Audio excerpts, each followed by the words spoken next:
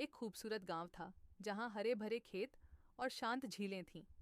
उस गांव में एक स्कूल था जहां नबीला नाम की एक खूबसूरत और शालीन शिक्षिका बच्चों को पढ़ाती थी। नबीला की सुंदरता और सादगी पूरे गांव में प्रसिद्ध थी। एक दिन राजकुमार शहरोज, जो अपने जादुई सफ़ेद घोड़े पर यात्रा कर रहा था, उस गांव से गुजरा। जब उसने नबीला को देखा तो वह तुरंत उसकी मोहब्बत में गिरफ्तार हो गया।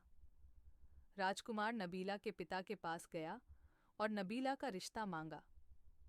नबीला के पिता, जो एक समझदार और जिम्मेदार व्यक्ति थे, बोले, राजकुमार, अगर तुम्हारा प्यार सच्चा है तो यह 3 शर्तें पूरी करो, फिर मैं अपनी बेटी का हाथ तुम्हारे हाथ में दूंगा। 3 शर्तें। पहली शर्त राजकुमार को यह साबित करना था कि वह नबीला की खुशी के लिए अपना घमंड छोड़ सकता है। उसे एक दिन के लिए गांव के लोगों के साथ उनके खेतों में काम करना था और उनके साथ खाना खाना था, ताकि वह गांव की सादगी को समझ सके।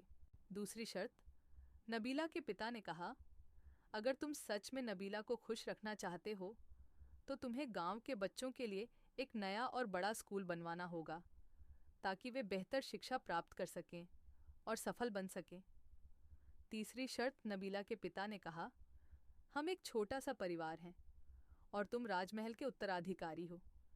तुम्हें कसम खानी होगी कि तुम नबीला के गांव वालों को कभी तुच्छ नहीं समझोगे और हमेशा उनका सम्मान करोगे। इस वादे की निशानी के तौर पर तुम्हें गांव के सभी लोगों को एक दिन के लिए अपने महल में आमंत्रित करना होगा। राजकुमार शहरोज ने अपने प्यार को साबित करने के लिए पहली शर्त स्वीकार की और एक दिन के लिए खेतों में काम किया।